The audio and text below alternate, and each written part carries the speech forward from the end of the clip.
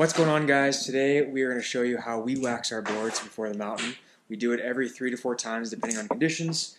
By no means is this an exhaustive list. Let's get going.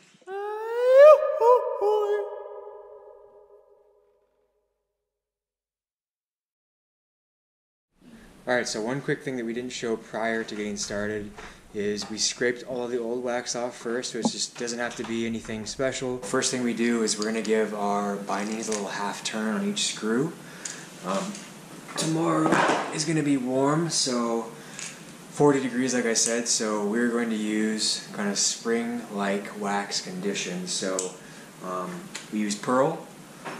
Link in the description below for a little discount code, but we love them. So 2 good questions. Why do we turn the screws prior? We used to not do it, but people have said that when you heat the bottom with the iron, it changes the expansion and contraction of the board on the other side, so it could mess with or compromise the screws. I don't know if that's true or not, but we do it anyways. It's super easy. Why do we use, or what's the difference between different wax types? So purple, essentially it's the durability of the wax and how it handles on certain conditions. So for example, the dark blue that they have is for really, really cold conditions, so it can handle more icy type conditions. Yellow is more for slushy, so it's how you want a more frictionless surface. So yeah, essentially it's how durable will it be, how fast will it go, how long will it stay on the board. We have our iron here. Temperature, I'm not really sure, like I'm sure there's a science to this, but I usually stay around like 120 or something. And then what I'll do is I will take my wax and essentially I will do kind of a bead all along the base here, so I'll show you what I mean by that.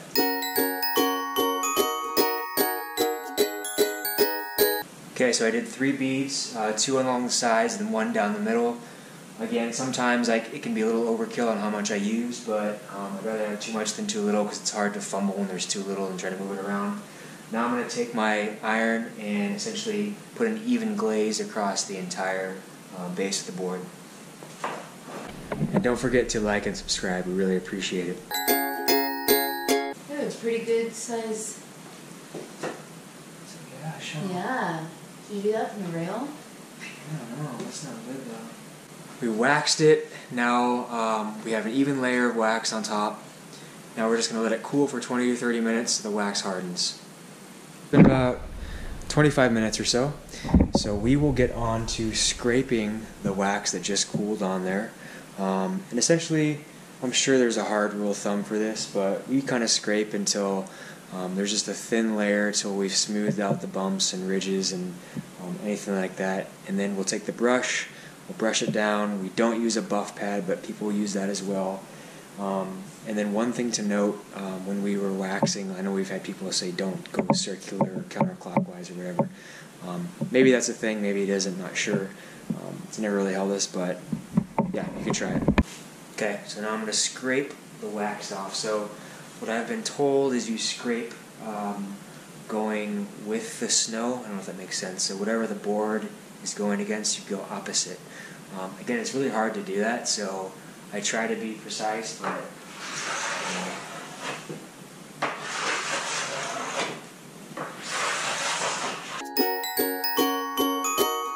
unfortunately this board is lighter on the bottom, so it's really, really hard to see the wax that you're scraping off. On a darker surface, it's much, much easier.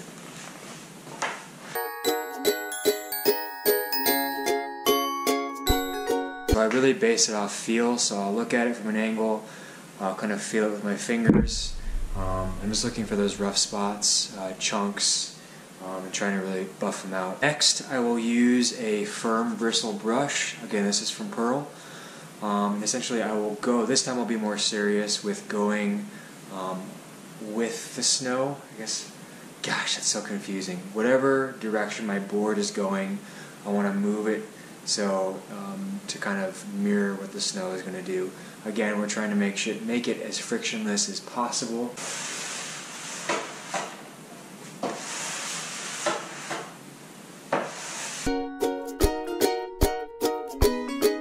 Last step This is a horsehair brush. It's really, really not as fine, not as rough. It's really soft.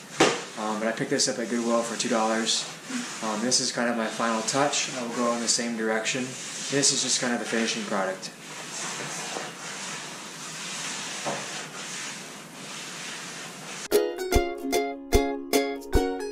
See how our work looks. Let's see how our work looks. Nice, nice, nice.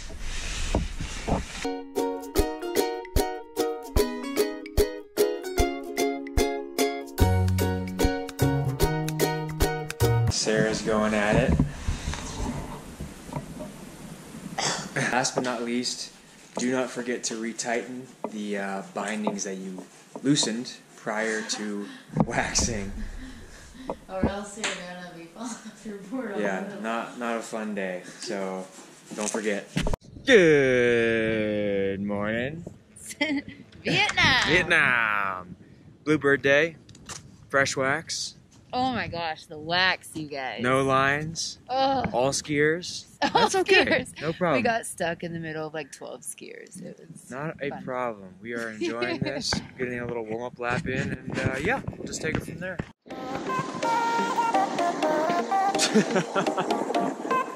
What was that called?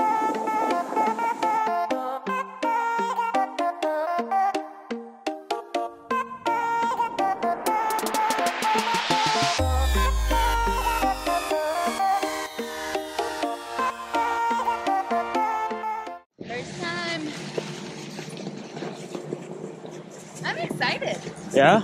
Yeah, I haven't been up Summit in a long time.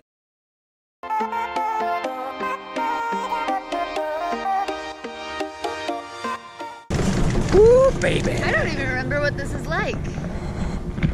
Sarah and I are about to go up to Summit, to the top of Mount Bachelor. It's been many years since, probably for me, At least 2 years. 2 years for Sarah. It's Yeah. probably been 12 for me. No. Yeah. We went up when we lived here with Lisa and Paul. We did? Yep. Okay, so it's been 2 years. But just a little view. Very, very beautiful. Broken top, 3 sisters. Doesn't get much better than that.